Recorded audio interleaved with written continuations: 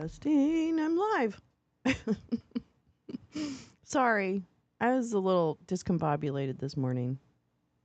A little tiny discombobulation. I'm discombobulated. Ah! Ah! Oh, actually, why are you so turned this way? Why don't you turn that way? Oh, I look horrible today. No, it's fine. I'm not going to complain. Why complain? Hi, Paul J. I don't know if you're still here. Hi, Neil. How are you? I'm just going to pour some more coffee. I just woke up I woke up on time, but then I laid in bed for a long time. How was my weekend? My weekend was pretty good. How was yours, Neil? I can't even remember my weekend. Let me back that up. Hey, Paul J. Yeah, my weekend was pretty good, actually. I didn't. God, now I'm trying to think what I did. Good morning, Oomph. I'm trying to think what I did this weekend. What did I do? Good morning, Lee. Sorry I'm a little late. I woke up on time, but then I laid in bed for a while. Do you ever do that? And you're like, I really need to get up now. This is the time I need to get up. No, this is the time I need to get up. It's like you bargain with yourself. I feel good. Got my snow tires all sorted. I can't even remember. Yeah, no, it's not. I can't even remember. When did winter hit? Right? When did winter all of a sudden, this is the way it is in Los Angeles. I guess maybe in California, but it's a little colder up in the northern part of California. But anyway, my point is that it just seems to go from blinding heat to freezing cold. And I don't mind, but here we are in winter. I feel, oh yeah.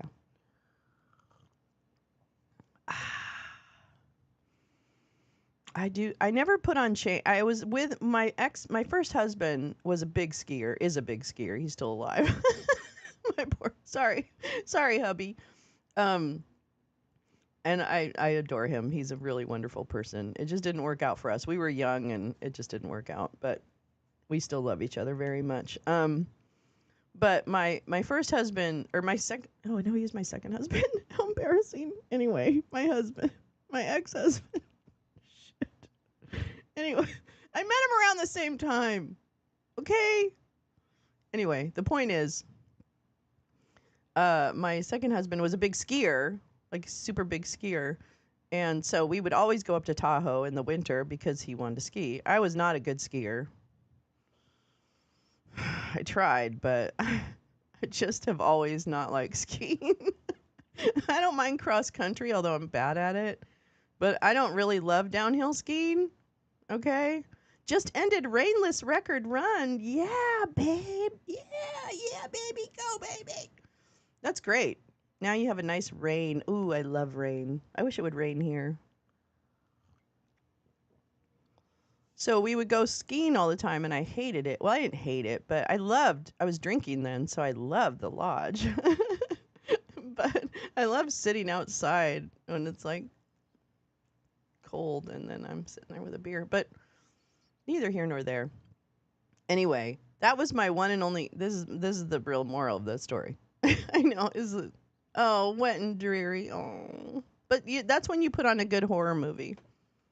I'm fired up this morning. Found out someone very close voted against her interests. Oh, Lee. That's the hardest, right? Like when you go, you voted? What? It is very hard for me to deal with people that should know better.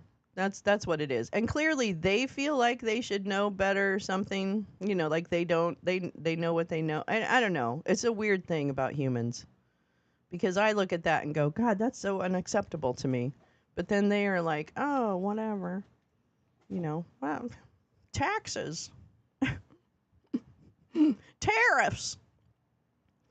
How do they not think of that? Even if they're not going to protect women and birthing people, why do they not think about their money?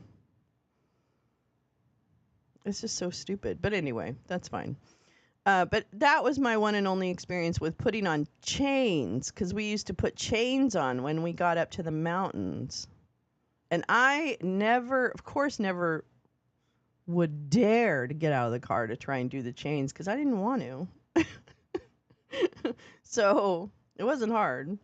I didn't feel left out, but he was really good at it. And I just remember that. And I was like, oh, what a pain in the ass. Why don't we just go home? We could watch skiing. We could watch Warren Miller.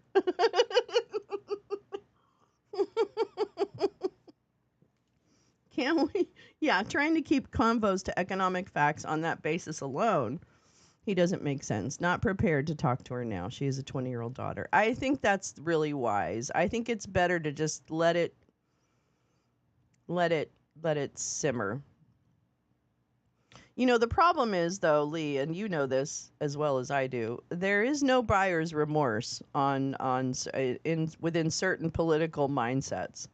There is no such thing as buyer's remorse. You bought it, you own it, and you have to smile while you are worried about, if it's going to break on you. But the bottom line is they want what he's giving. And I don't think I understand exactly what a human being like that wants, but clearly they're normal humans. They're walking amongst us. So clearly they don't think they're the drama. And in fact, they think we're the drama. And that for some reason we're upset because we lost. Like it's some kind of contest, Oh, better luck next time. And, oh, I'm in the lounge. Why am I in the lounge? I'm like, well, why do I have that? Yeah, so there we go. Sorry. Wrong lounge. Trump's acolytes don't want to hear demonstrable facts. No, they don't. They just don't. They don't. I don't know what it was. I don't know if you get, like, swept up in mania, like you go, oh, I really want that guy. He's really great. I don't know if that's what the vibe is. I just don't understand it. I don't understand it. I don't know. I also, well, and I'm a little bit of a black sheep in my family too, because, my brothers and sisters are very left leaning, but they also don't like pay attention to politics in the way, and so the whole Mike Flynn stuff and all that is not impossible for them to believe at all, but they're always worried when well, I don't know how to put it. It wasn't like a disagreement. Yeah, I'm not really talking politics too much with because I get really obsessed about it, and I think I am the drama when it comes to that, I think. So I'm learning not to really, because people, it's just like, I don't know. And I don't explain things really well all the time. Like, I don't know. I just don't really explain things well all the time. But, because I didn't do the research. But, I don't know where I'm babbling about. But anyway, the bottom line is, this is a time where it's really, I'm feeling like for me, myself, need to pick my moments really carefully about when to go deep and when to stay, just basic, true to my values, don't say what I mean, but don't go, yeah, I exactly. That's not true. I know. Show them facts. That's not true. So anyway, I don't, whatever. It is what it is. But I find it hard to believe, it would have been, oh, yeah, I know what it was. But what about Clinton? Yeah, exactly. Exactly. And also I get a lot of well, we went through Bush's presidency and that was horrible. And I'm like, this is nothing. I don't think this is going to be like the Bush presidency, which was very depressing, which was incredibly, and people died. Many people died. because of it, because of him. And many people will die. Many people die because of many presidents, and that's a problem we need to also deal with, right? Is what is happening when we aren't looking. But I think to I don't know. I'm enjoying them getting what they voted for. And that's the thing. I'm going to be honest with you. I am not going to make a joke about people having to carry their papers with them. I don't think that's funny. I think it's really frightening. And I do think this is going to be worse than what it was under Bush, which felt like the worst presidency of our lifetimes, by the way, when he was elected. That felt as hard as the loss for Hillary, etc. So, yeah. I basically dropped the maple maggots out of my life. I will be abroad for the holidays, so I don't have don't have to excuse to avoid people for the remaining months of the freedom. Oh, I have to live my life. They can come along or not. Yeah, exactly. There you go. That's true.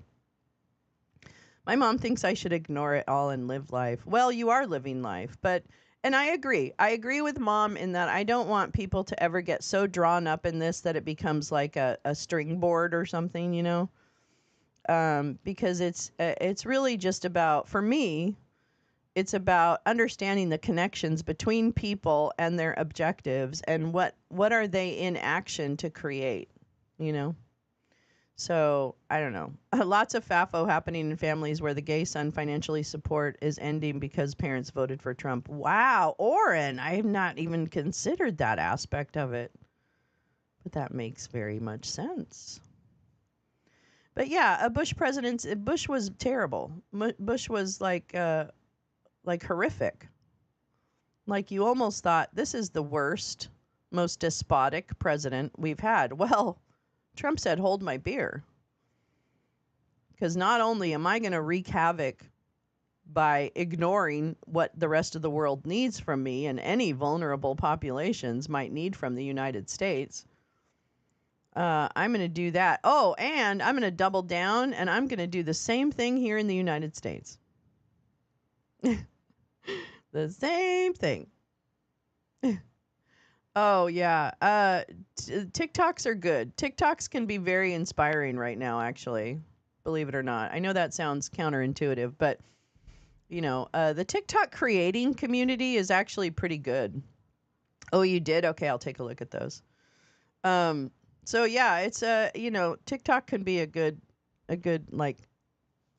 booster, a little lift up. I'm still in shock feeling like I'm the one living in an alternate reality. I don't really, I just, I kind of just wonder, like, what do people think is going to happen, Bush started with the steel and aluminum tariffs that led to 2008 recession and near collapse of U.S. auto industry. Yep. I mean, I don't know. I just feel like I think yes, and Bush was terrible, and Trump's going to be worse. Trump's going to be worse because, just first of all, we've already gone through the first. This was another point that was made in my family. Well, we've already survived we acknowledged, of course, that not everyone survived the first Trump administration. So there's that. But I mean, I know that my family is hoping that we can steel ourselves through this presidency, and they are aware of what he is capable of. They're not ignoring that at all. They kind of fail when it comes to like what is the role of a Mike Flynn. They just don't watch that stuff. And so I think it's a good audience for me because then I understand what people who aren't paying attention to Twitter or any social media have in their ether, have in their heads. So I feel like it's a very interesting I don't know. It's just it's interesting to see some of the things I've talked about and that have felt conspiratorial now come to pass. So I do have a little more credibility with my family that, I do know a little bit about what I'm observing. But I'm also the last child, and the last child is always, taken for granted.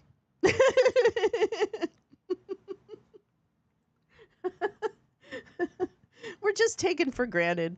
We're just taken for granted. Yeah, people in East Germany survive too. Yeah, but it's better not to live under authoritarianism in the first place. Yeah. Yeah, I hope my 26-year-old car passes it. I hope it does too, Max. Oh, I got to get my car in December. I got to do a registration update. Yeah, so, I don't know. I'm kind of used to it by now by being considered kind of goofy and silly and not really, whatevs.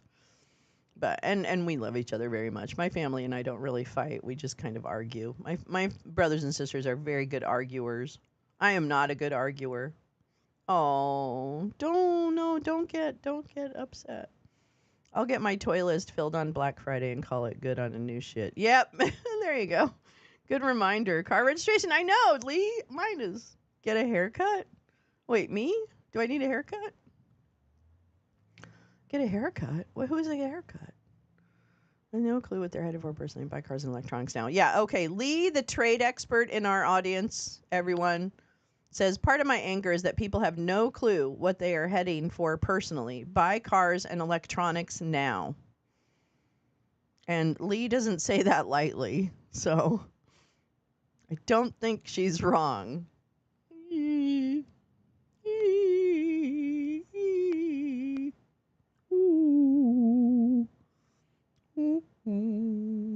know what? I'm just going to try and do me. That's what I'm going to try and do. I'm going to try and keep doing me. I'm going to try to keep doing things for people. Be nice, be kind. Not always. I'm not always kind. I know that. I know myself. Just did our registration as well and a bunch of maintenance. I mean, that's the thing. Everybody seems to... Does they all come... No, they don't all come up in December. That's not true. Lots of people have registrations all month. I don't know what I'm talking about. I don't know what I'm talking about. Why would all the car registrations be due in December? That's the stupidest thing I've ever heard. Dummy. Okay. Let me see what's going on. Isn't it great? Congress is back. Wow, Luigi. I have some stuff for you this morning. Ooh, what do I got?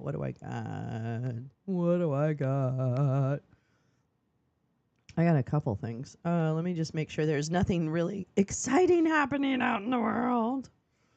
La la la la la la la la la la la. Ooh, leaders arrive in Riyadh for an urgent Arab Islamic summit. Oh, that's being played. Not on a channel I can restream, but that is happening. But everything else is not happening. Nothing is happening. Nothing is happening. Oh, okay. Never mind. All right, let me go to my bookmarks. Bookmarks. Bookmarks. Melania is getting a lot of attention in Russia. Yeah, I saw that where they showed her naked pictures online. I'm kind of like, I mean, I don't really care about naked pictures. I really don't. She's a dick. I mean, in and of herself, her personality is a dick. Everything. Like, she's a dick. Yeah, they're celebrating her life in her nude pictures, which is fine. She should be really proud of her catalog of work. I say, go girl. But don't be a cruel bitch while you're doing it. Oh, no, I didn't want to play that. Do you have anything to say about why you're belonging? Whoop, whoop, whoop. All right, I have a Rudy Giuliani to start us off. A little Rudy Giuliani. If those had been circulated here, it would have only propped up the bro vote. Yeah. Yeah, exactly. Didn't Putin threaten people for an almost naked party? I don't know, Warren. I think it's a symbolic message. What? Symbolic of what? We've lost our fucking minds. Yep. That's what it is. We've lost our fucking minds. Hey, you've lost your minds. He really did, yeah. Okay, here we go. We're going to do a little Rudy can fail. I went to the drugstore to see about a thing and nothing. Sorry, I don't know. I don't know how to sing. La la la la la la la la la la la. Okay, am I good? Am I good? Am I good? Am I good? All right, here we go. Now, if you know what, at least you're not Rudy Giuliani. Okay? Here's what you're thankful for this fucking Monday, whatever day it is. We've lost our fucking minds, yeah. Stay in line or we'll release the P tapes.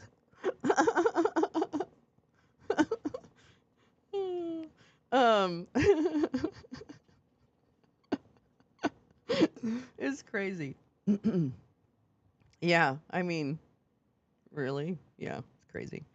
All right, so let's watch a little Rudy. This is from yesterday? No, 3 days ago. I'm sorry. This is 3 days. This is old, but who cares? Who cares? We love it. It's 3 minutes. Belongings were not inside your apartment. They were. My apartment was filled with belongings, and they just lied. Stop. Sorry. You have to hear the first question. This guy is really the grossest person on the planet. I really can't wait till he dies. I'm sorry. I hate to say that, but I just feel like some people take up space. And then I look at great people who have died and I go, wait a minute, why not them? Why'd you choose this one to stay? Okay, here he goes. Say about why your belongings were not inside your apartment. They were. My apartment was filled with belongings, and they just lied. Are you My saying that all of your valuables were there? All the things that were appropriate were there. And the apartment was pretty full with things. So they're lying completely. Every room had furniture in it. What about the Mercedes? Let us keep walking, guys. Watch yourselves. The Mercedes has never been in New York. It's always been in Florida. And it's there right now. Dude. I'm trying to get out of the way. Get out of the way. Every bit of property that they want is available if they're entitled to it. Now, the law says they're not entitled to a lot of it. For example, they want my grandfather's watch. It's 150 years old. That's a bit of an heirloom. Usually you don't get those 150? unless you're involved in a political persecution. In fact, having me here today is like a political persecution. The judge knew I couldn't come today. He's also scheduled a trial for right at the time of Donald Trump's inauguration. Gee, I wonder why he did that. Has Donald Trump called you? Has Donald Trump called you? Pardon me? Has Trump called you? He certainly has. What did he say? I'm not going to tell you. Well, you might.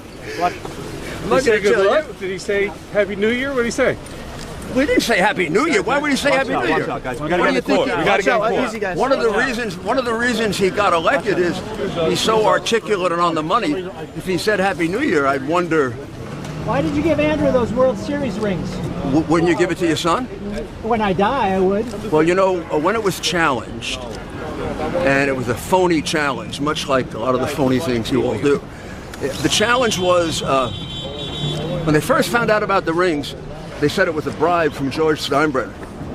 Of course, I got the rings after I was mayor. Then they said I didn't pay for the rings.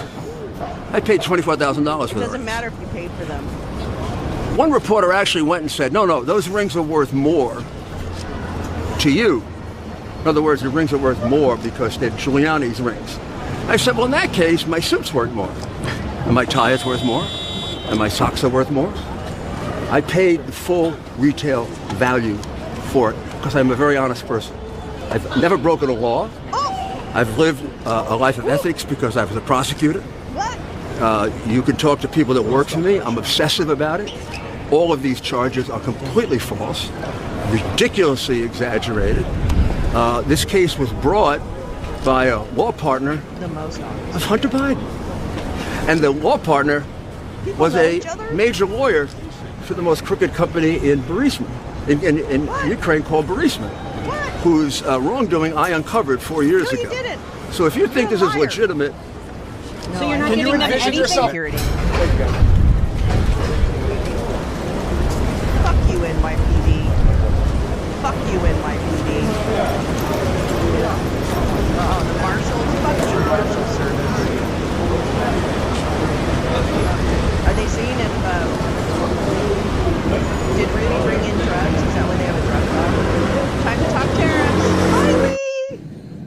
that includes our fight to try to keep your name. Now, this was, when was this? This is another thing I had. This is 6 days ago. I don't know if I want to watch this. That's fine. Hold on. Let me go back. Because I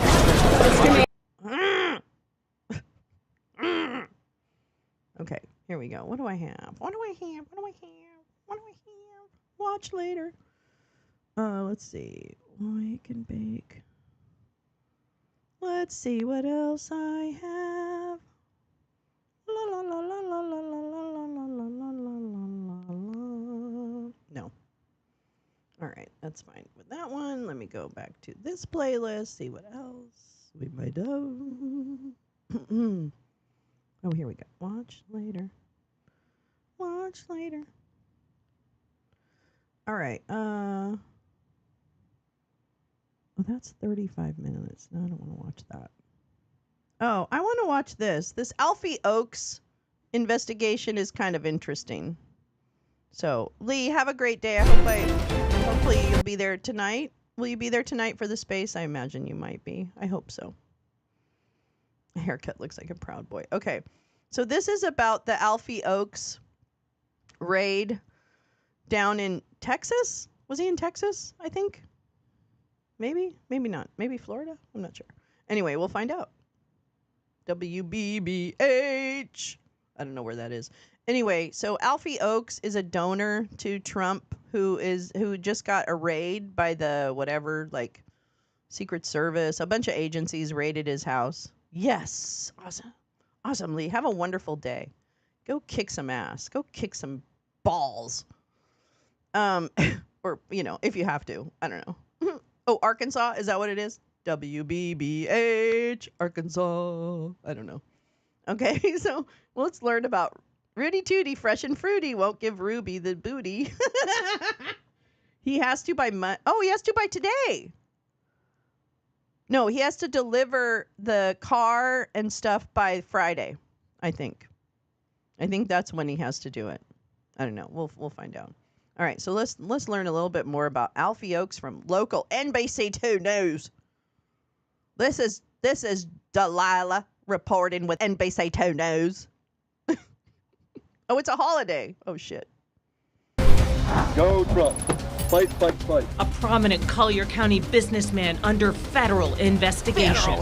Right around the corner over here, we just heard, open the door. Agents who investigate financial crimes raided the home and business of Alfie Oakes. They were fixing to bust the door in. Tonight, we're looking through the hundreds of millions of dollars worth of federal contracts awarded to the Republican political influencer and the owner of Seed to Table Market. Hope Trump cleans up the FBI and gets all these guys out of here and we fix this mess. What we've uncovered right now at 5.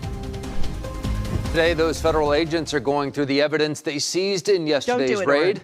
Thank you for watching NBC2. I'm Peter Bush. And I'm Kelly Burns. We're continuing our team coverage tonight. NBC2 investigator Dave Elias looks at those documents showing $200 million in government contracts awarded to Oakes. But we begin with NBC2's Ryan Arbogast at Oakes Farm in Immokalee. Agents raided the farm and packing house yesterday. We start with Ryan to explain what we know so far. Kelly, even 24 hours later, and all we know still is what we see. We've reached out to numerous federal agencies that are involved in this raid, but they will not comment on why they were here or what they were looking for. Regardless, the Oakes Farms packing facility here in Immokalee is business as usual all throughout the day today. Go Trump. That's what businessman, conservative activist, and grocery store owner Alfie Oakes had to say after federal agents raided his farm and home Thursday. Fight, fight, fight. Undercover feds surrounding his residence in the Villages of Monterey community in North Naples, where our cameras caught Internal Revenue Service agents remove a computer while there for nearly 8 hours. Oakes neighbors on Santa Cruz Court telling us they agree with him. Ridiculous. crazy. Hope Trump cleans up the FBI and gets all these guys out of here and we fix this mess. From the air, you And can what do see you do dozens then, of you undercover stupid agents shit? going in and out of the packing facility near the Immokalee Regional Airport. The Defense Criminal Investigative Service, or the strong arm of the Inspector General's office, had many black and white unmarked cars at that location. Both scenes cleared around the same time Thursday evening and have not seen any law enforcement activity since. Oaks neighbors tell us they believe this will all just blow over. They're always very nice. They always wave at us when we come by. Just great folks. Normal. Can't imagine that these guys are going to find anything. We also reached out to Alfie Oaks himself for comment today after what you just saw, but he did not get back to us. Once we understand why the IRS agents and DCIS agents were raiding those facilities, we'll make sure to let you know. Now I'm going to send it back to our NBC2 studios in Fort Myers, where investigator Dave Elias is looking into some of the government contracts the Oaks Farms Company has received and how they could play a part in this raid. Dave? Well, that's right, Brian. I learned today that Oaks Farm was awarded a government contract that was worth up to $238 million, and that was to provide fresh fruits and vegetables to government agencies. However, there are some questions right now about how the contract was awarded. Oaks distribution plant, which was raided Thursday, may have been associated with an Oaks Farm company that represented itself as a small business in order to get the government contract. Federal bid documents show that Oaks Farm Food and Distribution was awarded a contract that was to be exclusively for small businesses, defined by the Small Business Administration as having 700 employees or less. Meanwhile, Oaks boasts on his website that he has 3,500 employees company-wide, including his packaging plant. It's not clear, though, if Oaks' packaging plant is related to the company that won the contract or employs as many of those 3,500 employees. I checked Sunbiz documents, and it shows Oaks Farm Distributions transferred ownership to longtime employee Jawan James in 2021. That's right around the time the government announced that it was looking for small businesses to award contracts to. However, independent journalist David Silverberg, writing for the progressive magazine Mother Jones, interviewed Oaks, who had this reason for shedding his business back then. He told me at the time that he had sold off the divisions of his company that dealt with federal procurement. Alfie at the time was, very much against any kind of meeting COVID mandates. So this would have made his business dealings with federal government very problematic. Now, if the company was not truly independent from Alfie Oaks' other companies with 3,500 employees, there may be questions about whether Oaks Farms Food Distributions was even eligible for the contract. Alone. The contracts involved the Department of Defense, the agency which investigates crimes for the department. They were among those searching Oaks' home and the packaging plant. Now, I want to just stress that I tried to get a hold of Alfie Oaks. I did text him, I did call him, went straight to voicemail. He has not responded to any of these. He's had government contracts for a long time. I mean, there was a big issue with one with the Lee County School District a few years ago, right? Yeah, and that all happened back during COVID, and you'll remember that he was not able to comply with the COVID protocol at that time. He filed a lawsuit after the school board canceled his contract, and the judge ultimately just discarded the lawsuit. Interesting. All right, Dave, keep us posted. I'm sure there's more to come on this.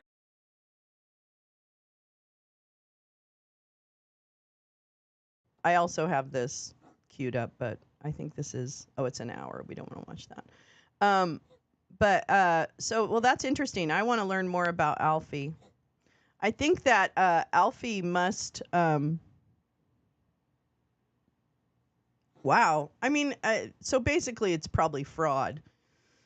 Like he's up for fraud and stuff like that. Ho hum. Ho hum. Fraud? That's it? Whatever. That's the desensitization of accountability. Well, whatever. All right, let me check my bookmarks, because I love my bookmarks so very much. So very much. Oh, God. I do want to read this. It's depressing, but I do want to read this. No, no, no, no, no, no, no, no. But I'm going to take a minute and just have a little coffee, check in with my friends. I don't know. Was it money laundering or I don't know. I mean, he obviously got additional enrichment from the government contracts that he probably wasn't due. I wonder if there's other shenanigans going on, although I don't know. Does anyone have a seed-to-table store near them? I don't even think I have one. I don't think they're in California. Are they just in Florida? I don't even know. Coffee is gonna be Oh, Oren, there is nothing like that first sip of coffee in the morning. That's just like, that gives me life. How much did I don't know how much he donated, though. Not in Northern California? Oh. Well, yeah, no, I don't see him down here. But if I did, there'd be a dino visit soon. No. Just kidding. No, she wouldn't. Okay, I want to read you an article. It's unfortunately, all the articles are depressing, okay? So you have to get over it. Just get over it. Get over yourself. No, I'm just kidding. Don't do that. I'm just kidding. All right, hold on. Let me get the Guardian. Boop. Oh, boop. There we go. Kettle Cadwalla. Cadwalla. Oh, those Welsh people. They're so silly. They're so silly with their ridiculous combinations of consonants. Jesus. D and R don't go together. Unless it's draw. And I don't think your name is Carol Cadwal Draw. Just kidding. Sorry, I don't know why that made me so animated. All right, we're going to read a piece from the good old Guardian. The good old Guardian. Good old Guardian. Good old Guardian. All right. A new era dawns. America's tech bros now strut their stuff in the corridors of power. Yep, that's right. Your worst nightmare. It's the age of the bro. It's the bro age. And it's not going to be pretty. I don't know when the chick age is coming, but I'm kind of hoping I'm alive for that one. All right, here we go.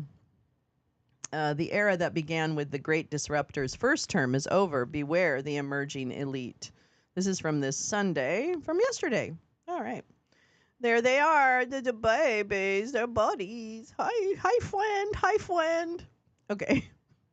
All right, snuggle in, get your coffee, get your tea, get your water, get your soda, get whatever you have. Snuggle in. It's probably chilly where you are too. It's chilly here. So just get your hoodie on and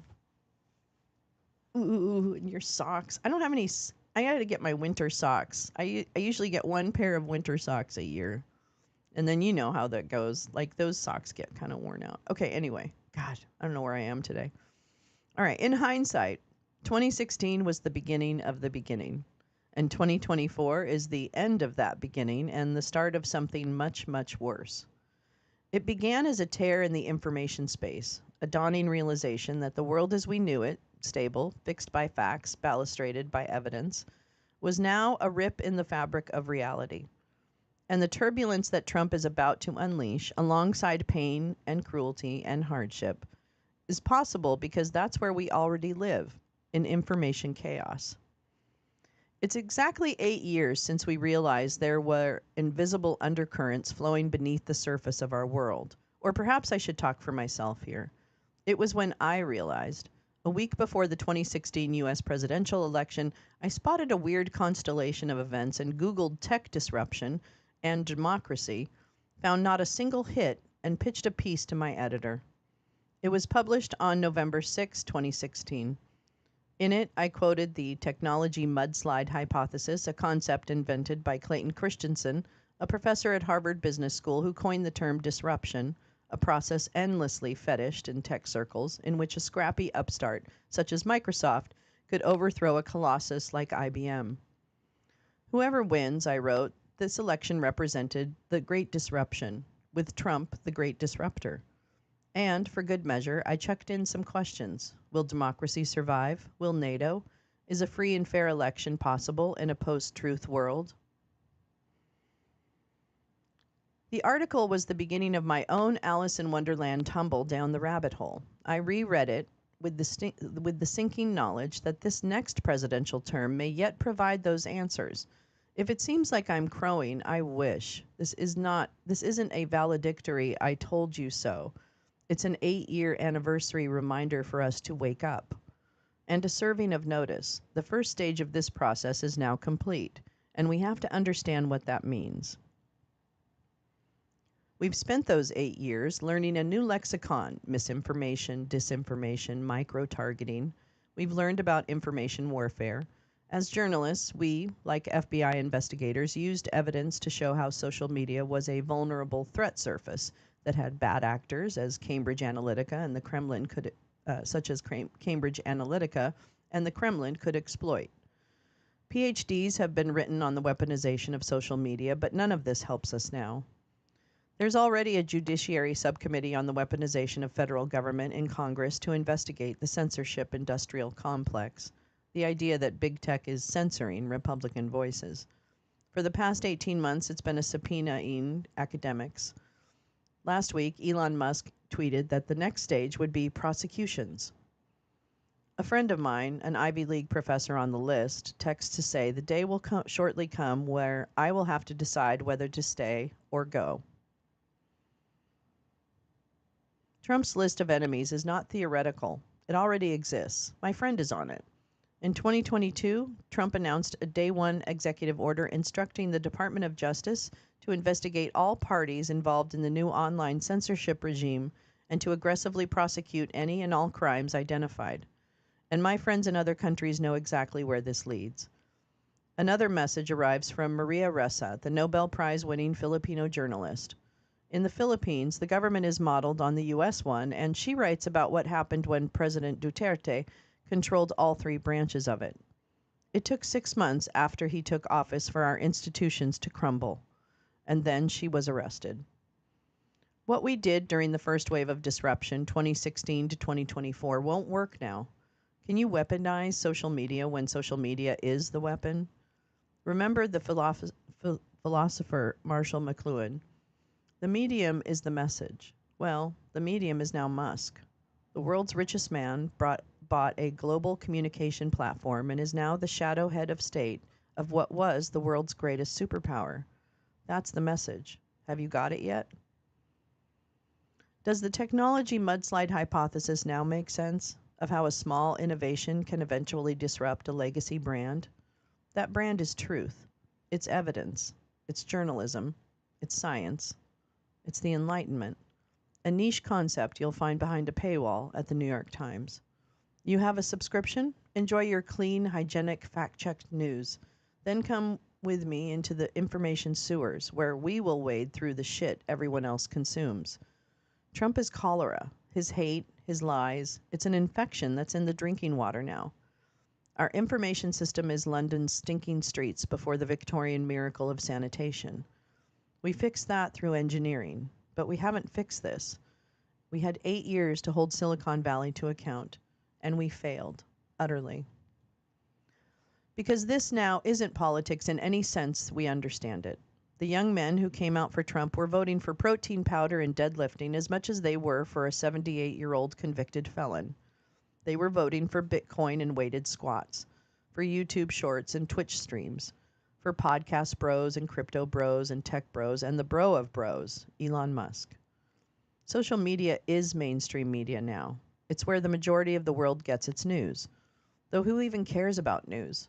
It's where the world gets its memes and jokes and consumes its endlessly mutating trends. Forget internet culture. The internet is culture. And this is where this election was fought and won, long before a single person cast a ballot. Steve Bannon was right. Politics is downstream from culture. Chris Wiley, the Cambridge Analytica whistleblower, quoted his old boss to me in my first phone call with him.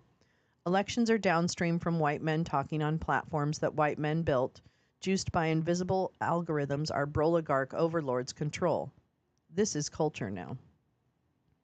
The Observer's reporting on Facebook and Cambridge Analytica belongs to the old world order, an order that ended on November 6, 2024. That was the first wave of algorithmic disruption which gave us Brexit and Trump's first term, when our rule-based norms creaked but still applied. The challenge now is to understand that this world has gone. Mark Zuckerberg has ditched his suit, grown out his Caesar haircut, and bought a rapper-style gold chain. He said one of his biggest regrets is apologizing too much, because he, like others in Silicon Valley, has read the runes. PayPal's co-founder Peter Thiel, creeping around in the shadows, ensured his man, J.D. Vance, got on the presidential ticket. Musk wagered a Silicon Valley-style bet by going all in on Trump. Jeff Bezos, late to the party, jumped on the bandwagon with just days to go, ensuring his Washington Post didn't endorse any candidate. These bros know they don't fear journalists anymore. Journalists will now learn to fear them, because this is oligarchy now. This is the fusion of state and commercial power in a ruling elite. It is not a coincidence that Musk spouts the Kremlin talking points and chats to Putin on the phone. The chaos of Russia in the 90s is the template. Billions will be made, people will die, crimes will be committed. Our challenge is to realize that the first cycle of disruption is complete. We're through the looking glass. We're all wading through the information sewers. Trump is a bacillus, but the problem is the pipes. We can and must fix this. Woo! Woo, woo, woo, woo, woo, woo, woo. Stark. Good article. Yeah, the Broligarch. Man, we really kind of didn't. I don't know.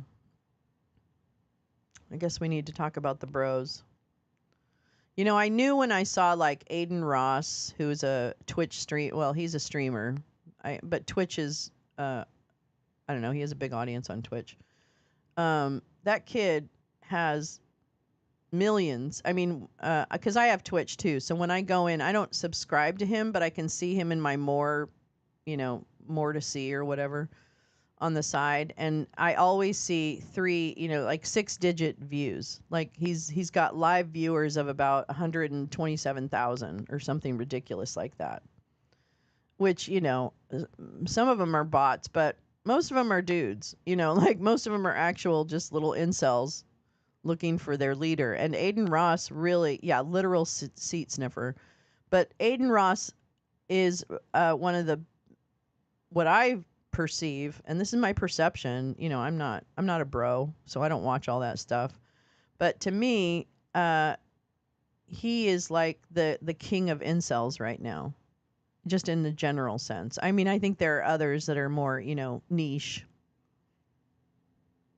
But he's like the sanitized, well, not really sanitized, but kind of sanitized version of Nick Fuentes. And he's just kind of a goofy shit. He's like, oh yeah? Oh, cool, bro. But not even that cool. He's just a jerk. And then Theo Vaughn, who also has become like king of the right wing, the next Joe Rogan kind of thing. I can see that happening. So there's plenty of them, and they're coming out. And this is what did I message? I messaged my group of friends, Gal Squad, a couple of weeks ago, and I said, hey, y'all, do you see all these young men in suits now all of a sudden at Trump rallies? Like, I feel like that's only been a little I feel like that's only been recently that we've had all that happen. What is that? Okay.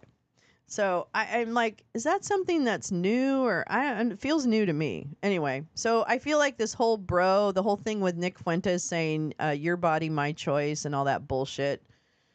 Which, by the way, the fun fact, karma on that is that Nick Fuentes paid to have his house blurred on Google Maps. So now people found his house because it's the only fucking house blurred on the fucking map. Let me say that again. When he came out with his statement that said, your body, my choice, within minutes or hours maybe, he was doxxed. But he had paid previously Google Maps to blur his house Well, the problem is that then when people went to the map, his is the only house blurred.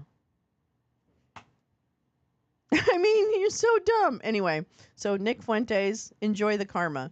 But at the end of the day, like, this is the next, to me, this is like the next layer of toxic masculinity, right? The next era of toxic masculinity is Gen Z bros. Just one segment of Gen Z. I mean, I love Gen Z, but it's these bros who are, a lot of them are pretty rich, right? A lot of them have a comfortable lives, let's put it that way. Conservative parents, I'm sure. Oh yeah, he got doxxed. Oh yeah, it took the internet took care of him. Oh yeah. I know. The thing is I always thought he was a parody too, because he is so over the top. But this is the thing. The people that's where the stream bros, I want to call them, all the stream bros, XQC, for the left, it's Hasanabi and all that. Those bros, they're really stepping forward as important icons for parts of that generation. So I saw someone cautioning on retweeting it. Yeah, fuck that. Retweet it. Yeah. Hi, Jen. How are you? Yeah, Nick Fuentes is a clown, but he is an influential clown. And also, he doesn't, there are more, what shall I say, palatable Nick Fuentes out there, a.k.a. Aiden Ross, Theo Vaughn, who else? I don't know. I was watching Kai Cenat the other day. He's a big streamer on Twitch primarily, but I guess other places. But and I was like, man, I would love to get some of those voices, like the other Twitch streamers, right, who are male, who aren't really into politics. So there's no chance of really getting them involved. But man, they have such a huge audience, like, who are absolutely, captivated by everything that he does. I Show Speed is another one. Like, I feel like there's a lot of streamers that could be so, like, great to increase media literacy, but of course that's not their job, and I know that. But I wish. I have dreams.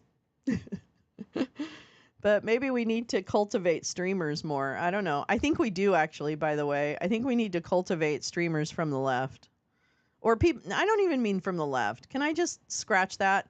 I mean streamers who have humanity, empathy, and some level of intelligence about what our geopolitical landscape looks like and what the implications are for their audience, right? So that they can help communicate what the implications are, or at least share information with their audience in a more palatable way. Right. That's what I mean. I do not mean left. I mean people who have, ethical, kind of like empathic.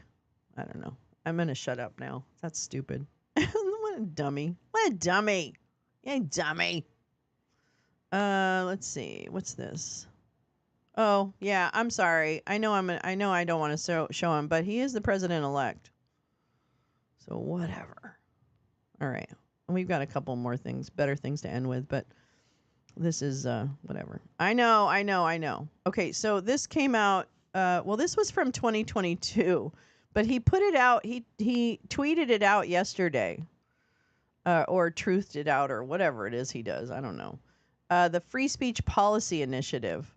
And I kind of want, I don't want to hear him. 6 minutes. Okay, hold on. If we don't have free speech, then we just don't have a free country. It's as simple as that. That's right. If this most fundamental right is allowed to perish, then the rest of our rights and liberties will topple, just like dominoes, one by one. They'll go down. That's why today I'm announcing my plan to shatter the left-wing censorship regime and to reclaim the right to free speech for all Americans. And reclaim is a very important word in this case because they've taken it away. Okay. In recent weeks, bombshell reports have confirmed that a sinister group of deep state bureaucrats, Silicon Valley tyrants, left-wing activists, and depraved corporate news media have been conspiring to manipulate and silence the American people. Really? They have collaborated to suppress vital information on everything I mean, I don't from speak elections well all the time, to public health. The But I'm also censorship not an cartel asshole. must be dismantled and destroyed, and it must happen immediately. And here's my plan. Okay. First, within hours of my inauguration, At least you don't I have to will see sign him. an executive order banning any federal department or agency from colluding with any organization, business, or person to censor, limit, categorize, or impede the lawful speech of American citizens. I will then ban federal money from being used to label domestic speech as mis- or disinformation. And I will begin the process of identifying and firing every federal bureaucrat who has engaged in domestic censorship, directly or indirectly, whether they are the Department of Indirectly. Homeland Security, the Department of Health, Human Services, the FBI, the DOJ, no matter who they are. Second, I will order the Department of Justice to investigate all parties involved in the new online censorship regime, which is absolutely destructive and terrible, and to aggressively prosecute any and all crimes identified. These include possible violations of federal civil rights law, campaign finance laws, federal election law, securities law, and antitrust laws, the Hatch Act, and a host of other potential criminal, civil, regulatory, and constitutional offenses. To assist in these efforts, I am urging House Republicans to immediately send preservation letters, and we have to do this right now, to the He's like Biden losing his administration, breath. the Biden campaign, and every Silicon Valley tech giant, ordering them not to destroy evidence of censorship.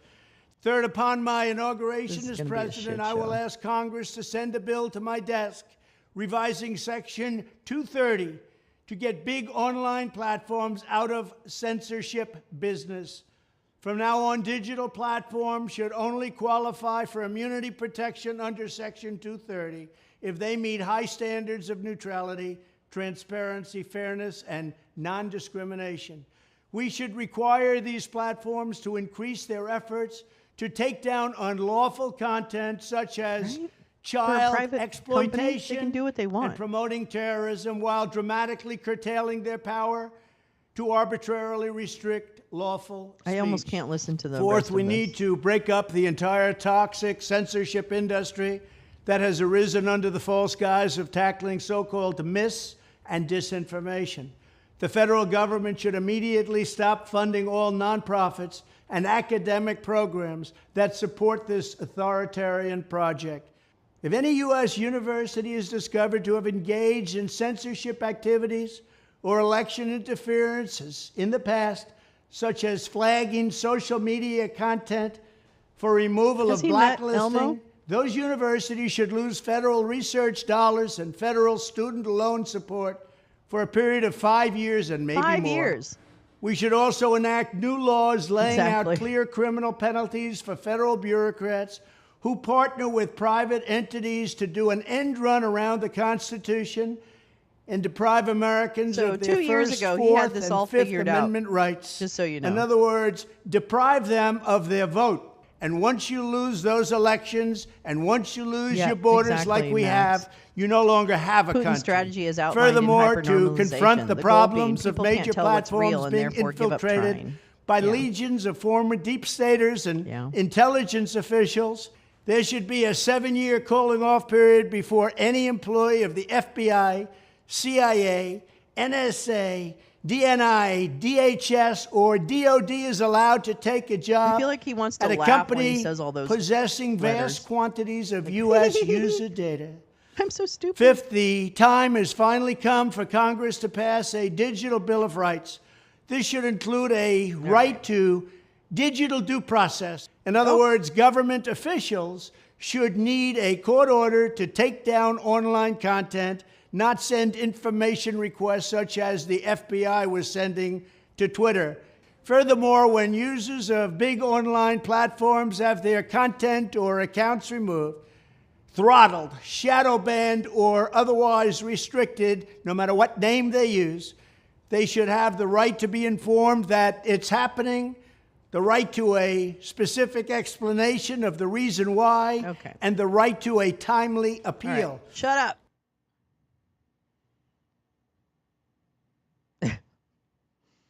Yes, it sounds so reasonable. Actually, it doesn't even really sound reasonable with context, but I get your point. But that was 2 years ago. So they've had a long time to think about all the things they want to do. Now, I still believe, can they do all the things they want to do? No. Are they capable of doing all the things they want to do? Hell no. They are like the kings and queens of failure. It's like F Troop is handling things, but they are gonna wreak some. It's good to kind of anticipate. No. Failure to plan is a plan. No. Forget it. Plan to fail is a fail. Nah, whatever. Mind. Let's see. I had this too. Oh, this is. Oh, why? God, why? Why are you doing this? Silly. No. MSNBC is such a bitch. Okay, hold on. I have some stuff for you. Hold on. This is from 2 days ago. I'm just going to get through the ad. A failure to plan is a plan to get lost. Stop. Okay, so this is 7 minutes, but it's better. It's a better 7 minutes. Trust me. Wait, let me put this over here, and then I can make it big. Make it big, mommy. Oh, God, stop. Okay, now I'll do it. Now I will. All right. Whoa! Ali Velshi is too big. This is from November 9th, so post-election. Oh, sorry. Let me just make it smaller. Sorry, everybody. Okay. But this will be easier to listen to than what we just did. History professor at Yale University, the author of Thinking About Newsletter on Substack. He's the author of several important books on freedom and on tyranny, 20 Lessons from the 20th Century. Professor Snyder, thank you for being here. You have been warning voters for a very long time that Donald Trump has the intentions of turning our country into an authoritarian state. You've so much as urged voters not to choose him, but now we are here. How do you remain politically engaged when the possibility of another Trump administration makes you feel really bleak right now? Well, as you say, you have to be in the moment in order to get through the moment. And of course, it's natural to be distressed or upset. But what you shouldn't be is anxious or lonely, because that's the state which makes authoritarianism possible. After all, Donald Trump is just one person. And as Professor Tribe was saying, he's enmeshed in many difficulties from the beginning. And I would add that the group of people that we elected along with Donald Trump, which means Elon Musk, Peter Thiel, Vladimir Putin, J.D. Vance, these people are not necessarily going to get along with one another over the long term. It's much more easy for them to defeat the other candidate than it will be for them to govern. They're going to have problems. What we need to be able to see is that he can't do it on his own. He can't do it without us. So that means that we have to imagine all the little ways that we can fill in the gaps. I think we should speak not so much of guardrails, which that metaphor means he's bumping up against us all the time, but rather of well springs or safe houses or things that we build together that make that flower, that bloom, that encourage other people to act. And the other problem with the guardrails thing is that they're not there on their own. They're not just there by the side of the highway, right? The things that exist that restrain Mr. Trump are going to be things that we actually create. The institutions, the states, as Professor Tribe quite rightly said, they're important, but they're more important when we believe in them, when we recognize their constitutional authority, as he said, but also when we lend them our ears, when we lend them our time, and we say, oh, yes, we like what our state is doing, or what our city is doing, or what our city council is doing, and we're going to support it along the way. You wrote a piece for Commonwealth Magazine back in 2020 that could have been published a week ago. I want to read a little bit from it. It says, in this transition from democracy to authoritarianism, otherwise known as a coup d'etat, the actual number of people who vote for Trump matters less than it would in an ordinary election. In this scenario, it matters more how angry they are and how willing some of them are to endorse extraordinary actions by Trump or to take such actions themselves. Talk to me about this mindset of Donald Trump voters and the fact that they might be feeling uniquely emboldened right now. I think we're in an interesting moment, right? Because many of us, as you say, are distressed because Trump won. But the reasons why he won are very different from the reasons he might succeed in transforming our system into a different kind of system. And so we have to shift from our distress into tactical thinking and into warm cooperation. Meanwhile, his people were all, or many of them anyway, were all geared up for the idea that he was going to lose the election and that extraordinary action would need to be taken. But wait a minute, he won the election, so why do the rest of us have to be rounded up? Where is that energy going to come from? What are they going to protest? Why should they storm the Capitol? Their guy's already there. So in a certain sense, I think this is an opportunity, because when they come down in late January and say a whole list of extraordinary things have to be done, beginning with deportations, I think that's a good moment for people to say, wait a minute, why? Let's hold on. Let's ask the courts. Let's do nothing. Let's talk to our neighbors about why something like this is really necessary, because it isn't. One of the things, your first point on tyranny is do not obey in advance. And for people who are saying, well, it's not in advance anymore, he's now the president, that rule still stays. Your point about do not obey in advance is not about an election. It's about everything that tyrannical rule can do and every effort it makes. Yeah, it's actually a lesson which comes directly out from the middle of authoritarian regimes. It comes from a German term. I mean, it comes from Hitler's transition to power. It comes from the middle of the 1930s, and in various ways, it was also recalled by the anti-communist dissidents of the 1970s. It's a lesson which actually comes from authoritarian regimes and not from elections. And the whole idea is that these people can't do it on their own. And if you allow yourself to believe they can do it on their own, then you're going to find yourself helping them, or at least being passive.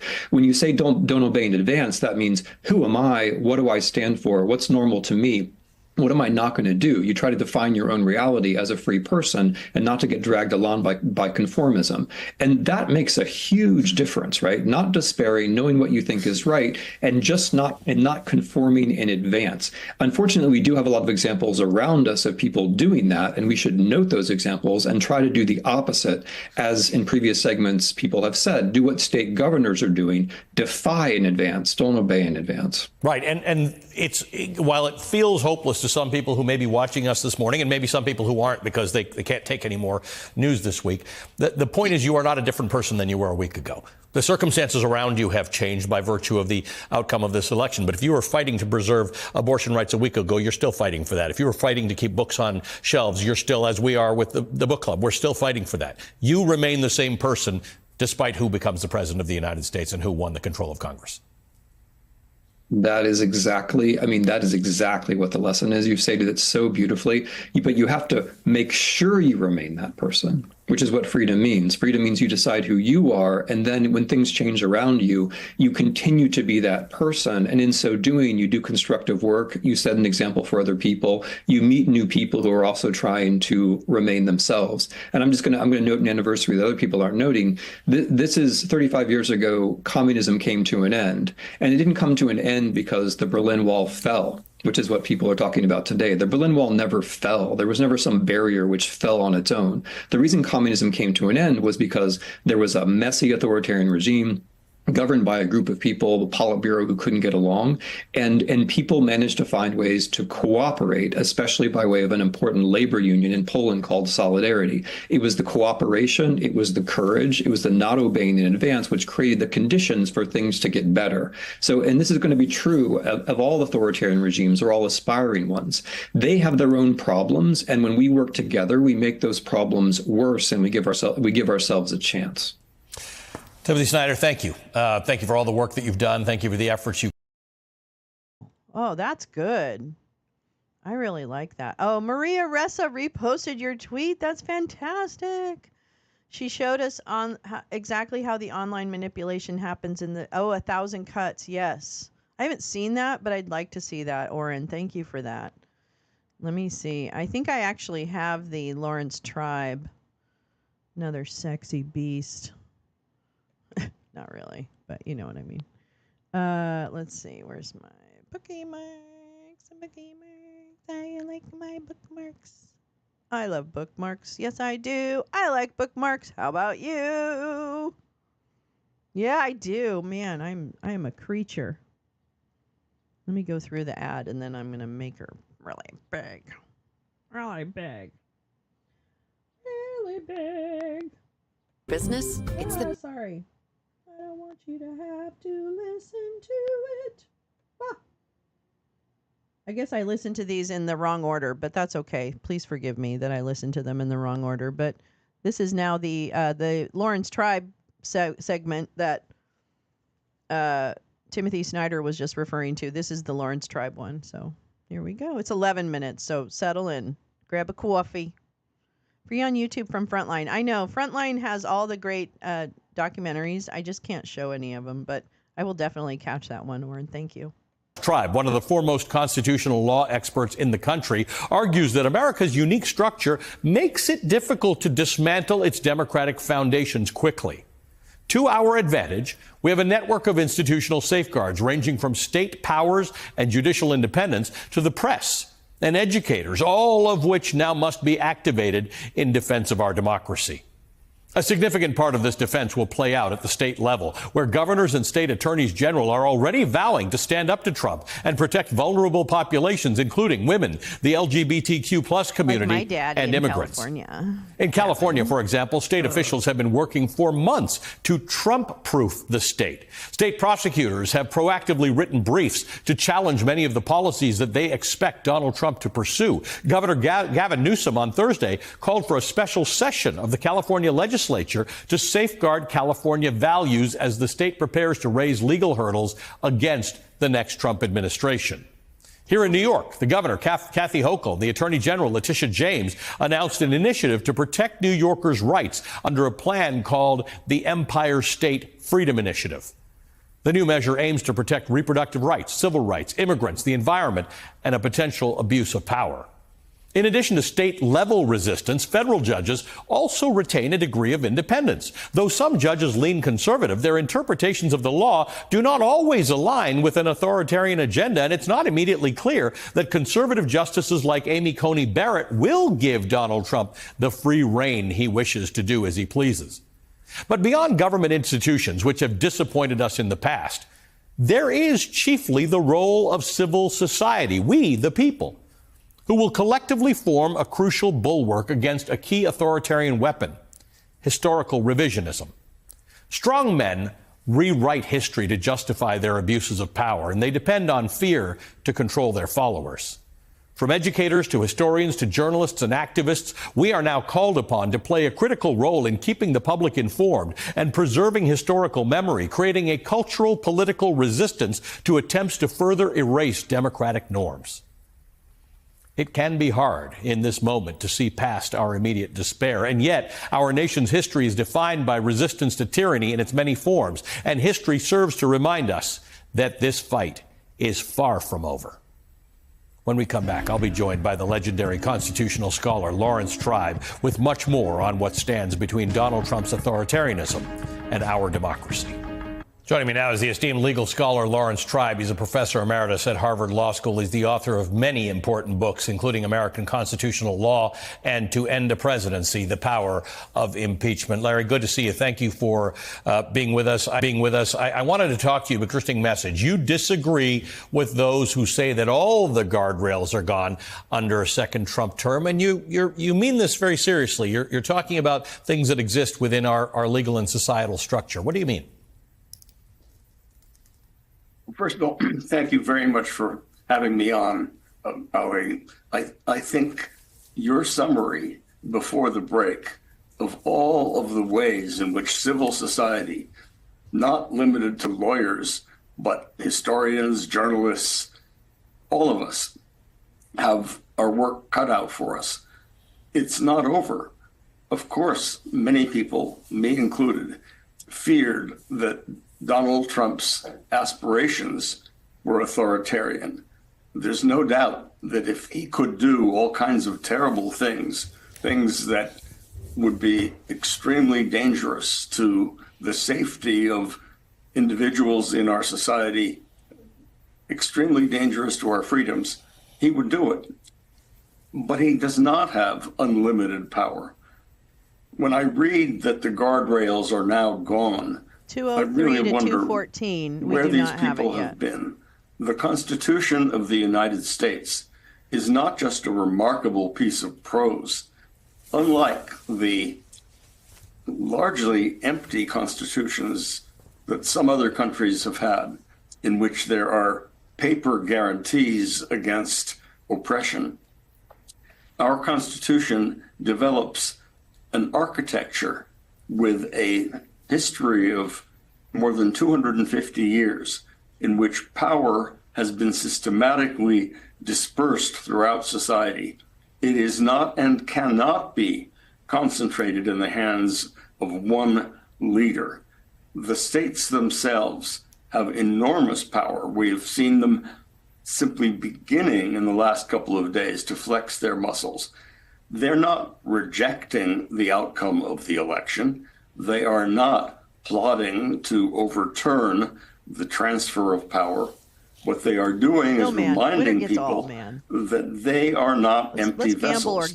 They have authority. 7 of them just the other day enshrined reproductive rights into their constitutions.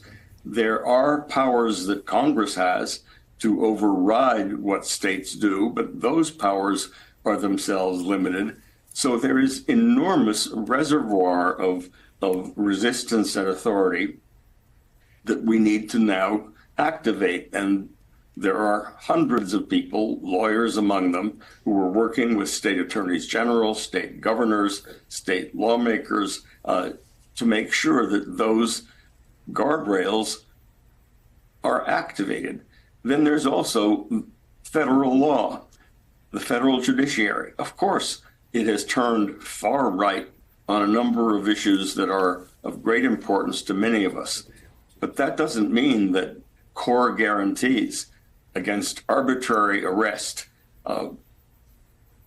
punishment without trial, prosecution for expression of points of view, the kinds of things that Donald Trump has said he would like to do to his enemies within, doesn't mean that that just happens overnight.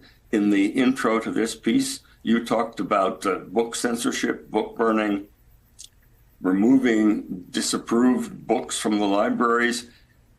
None of that happens without pushback, even from a conservative federal judiciary. People don't get persecuted without some reason. Of course, an autocrat would like to do that, but we don't simply assume that he has that power. The fact is that if he were to do what he says he wants to do to Nancy Pelosi or to Adam Schiff, do you think the federal courts would say, oh, fine, go ahead, put them on trial for nothing? That's not the way this system works. And we are about to see all of the institutions that preserve the core elements of freedom and democracy activated in a way that we haven't had to see before. Right, So and I think that's the point, right? Forward to being part of that. We have not tested. We think we've thrown everything at the wall, but we haven't. And your point is that there are still other tools. We just have not needed to or thought to implement them because we thought there were other guardrails that were going to work. But when those didn't work, we still have more guardrails. Ruth Ben-Ghiat was saying last night in her study of authoritarianism, she was saying that in fact, the beginnings and the end of authoritarian regimes are the place in which bureaucratic and civil society resistance are most effective. If, in this moment where you see a guy who says he wants to be an authoritarian, this is the place where the bureaucrats, the states, and as you said, journalists, academics, lawyers, this is the moment in which to say, we're going to try new defense mechanisms. That's right. And when people try to dismiss all of that by calling it the deep state, by giving it some nasty name. What they're doing is naming the institutions of society that our framers were smart enough not to abandon. If you look back at what they wrote, many of them feared the rise of a demagogue, a charismatic, would-be dictator, and they realized that one can't prevent that kind of thing from developing, especially in a society that evolves in unpredictable ways. But they didn't simply assume that when that happened, we would have to just lie down and play dead. Right. That is, the system they built was a lot stronger than the systems that Italy, Germany, Hungary, Poland, Venezuela, Brazil, a number of other countries have had, where they have lovely sounding constitutions, but not a thick, dense forest of guardrails, if you will, that hold back the ambitions of the powerful who seek to advance their own interests rather than the interests of the people. What do you think about people who say, we thought we had guardrails that we found out were just gentlemen's agreement and that there are no gentlemen left in the room? There are people who are saying, we thought these things were in place and now you're telling me that we've got other guardrails. How do you convince them that, yes, actually we have layers and layers of guardrails that we just haven't tested yet? Well, they'll have to watch, but they'll have to also become actively involved. The fact is, take the infamous immunity ruling. Yes, it is true that Donald Trump can direct his attorney general to do all kinds of criminal things without himself being held criminally responsible.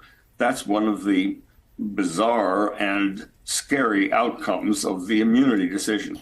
But that doesn't mean that if Donald Trump says to his new attorney general, I want you to go and arrest Congresswoman X in the night and bring her in front of a firing squad, that any federal judge would simply say, oh, that's fine. We've been told that Trump has no limits. No, the fact that he can't be criminally prosecuted doesn't mean that habeas corpus won't be available, doesn't mean that people will not go to the ramparts to protect those who are made the targets of vindictive, unwarranted persecution.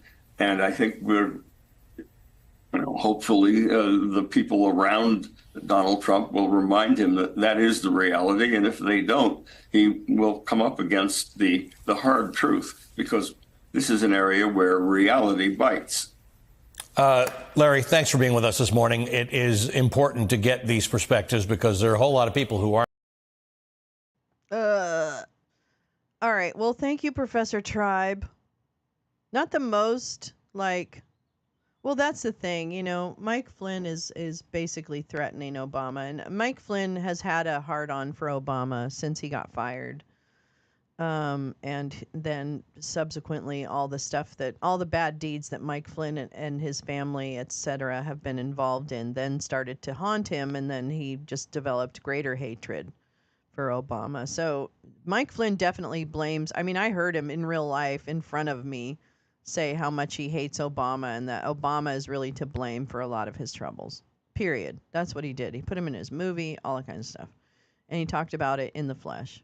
So I definitely don't hold it. I don't take for granted that there's a lot of desire. I think it's interesting that Professor Tribe, I appreciate that there are many, many guardrails within the Constitution, within the wheels of government. I just recall when Bill Barr was able to deny home arrest for Michael Cohen, in ways that may not, I don't know if they don't cause uproar or what, but there are so many ways that Trump has been able to destroy people's lives without any uproar. Peter Strzok, right, denied his retirement or whatever it was, that kind of thing. And so I feel like we've already seen that he is capable, even within the guardrails, to exact a lot of pain and suffering. Now, that doesn't change what Professor Tribe is saying about what what actions can be taken. But it just, to me, the past performance is maybe an indicator of a future, but maybe it's not. Just like the stock market, past performance is not an indicator of future results. We used to say that all the time. And then maybe that's what it is. But I just fear because, the reason this time gives me more pause, I should say, not fear. But the reason this time gives me more pause is because he is not going to surround himself with people necessarily that Reince Priebus or other people had in the past told him, oh, you need to have John Kelly because he's got, such gravitas. He's not really gonna stand for that, because the people who are going to be telling him to fill certain spots are people like Steve Bannon, Stephen Miller, God, name a jerk. And we can tell a lot of the old favorites are back, right? What was it today? Someone has a job now. Oh, well, Elise Stefanik he said he wants to make her ambassador to the UN, which actually I think could not be a more perfect role for Elise Stefanik, because nobody gives a shit. Linda Thomas is an amazing UN ambassador and probably the most, I don't agree with everything that she's represented the U.S. on when it comes to the UN Security Council and things like that. So don't get it twisted. But I have a ton of respect for Linda Thomas because I think she is an amazing career diplomat who is extraordinary. But I also know that is a place where Elise will be on a short reign, right? And yep, they're going to exact a lot of damage on the international front. I have no doubt. The fuckery about international stuff. Because here's the thing, we don't yet have in our consciousness off of social media that Trump planned as much destruction in Afghanistan to happen as possible. It's already documented. Pompeo, all those fucking assholes. So it's already demonstrated that within the guardrails that existed, he was able to exact fuckery. So with all due respect, Professor Tribe, and you are, you hit all my buttons, babes. But I think we have stuff that he can do that may not be as extreme as some of the things we talk about, right? I understand that. I understand that he is hyperbolic and his speechwriters are aspirational and all of those things. I understand all of that. But I also know that even beyond the bombast, what he has been able to actually do has been harmful, hurtful, resulted in death, etc. And so I want to be clear-eyed about what people are facing under that kind of condition, right? And I speak specifically about women and birthing people. I speak about immigrants, those are the people, not that they're not capable of representing themselves, but I think I need to stand in solidarity with people that are going to feel this regime a lot fucking harder than I will. And I still think I'll feel it, but it won't be with the, deadly consequences that some people are facing. So that's kind of what it is. Burp, burp, burp, burp, burp. Anyway. All right. I am going to hit it for this morning, actually. That's going to be it for Wake and Bake. A little short today, but I just have to run an errand. And also, I will be having a space today on Twitters, on the shitter. So please come and join the space and let's just all lament together. But yeah, have a really wonderful Monday. Let's hope that, yes, you'll hear me tonight. And I hope I hear all of you tonight. Come on up and chitty chat with us. We would love to have you. I don't want to hear myself talk as much. Come on now. It's so boring. Anyway, come on up and fill air so that I don't need to. Yeah, sorry, butterflies. I'm sorry. I miss you, girl. But yeah, come by and come on up and say hey. You don't have to, because I know people don't really want their voice on the internet or anything like that. And girl, I get you. But yeah, stop by if you feel like it, or just come and hopefully you'll leave feeling a little bit better than you came in, or maybe not. Maybe it'll just be the same. I don't know. It could happen. You could be fine coming into it. I don't know. Anyway, have a good Monday. I will definitely talk to you tonight, and I will see you tomorrow morning, because you know what? Congress is back, bitches, and they're ready to rumble. So we're going to check in with our little friends in Congress. So anyway, check in for that. All right. Love you. Mean it. Take care. Oh my God. I can't believe it. Here we go. Wait, where's my smoke weed every day? Where's my smoke weed every day? Wait. Now I really want to do it. Now I can't not do it. Oh my God, there's too many things. Too many dicks on the dance floor. Where the fuck? Boy, this would have been so smooth. Did I delete it? Oh, here we go. There we go. Boop. Up. Boop. Up. Up. Make sure you smoke a sufficient number of joints per day. Make sure you smoke a sufficient number of joints per day. Make sure you smoke a sufficient number of joints per day. Make sure you smoke a sufficient number of joints per day.